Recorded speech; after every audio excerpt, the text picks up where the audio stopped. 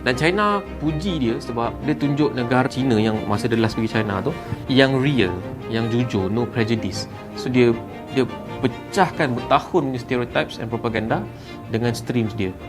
And tak silap akulah, hasil daripada stream Speed dekat China ni, orang-orang US makin start open up their minds untuk ke China.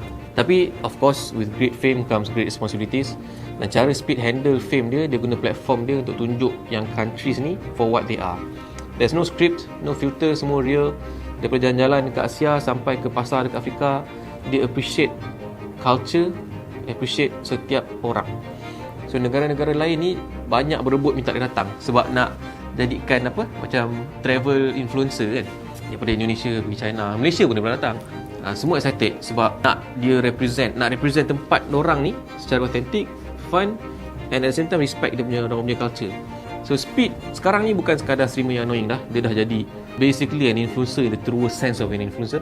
Dia buat orang ketawa tapi sambil connectkan budaya, dan dia tunjuk real life daripada setiap negara. Daripada China ke Afrika, semua nampak real, no filter. Semua respect cara dihargai budaya tu. Dan dia sendiri cakap dia travel around the world sebab dia nak tunjuk dekat orang lain yang tak boleh travel sendiri. So apa yang kita boleh belajar kat sini sebenarnya adalah fame isn't just entertainment. Influence ni datang dengan tanggungjawab. What are you using your fame for? Kau boleh jadi annoying, tapi bila kau gunakan voice kau untuk inspire orang yang hargai dunia dengan jujur keyword dia, that's not just being famous. That's the influencer yang sebenar yang kita kena jaga.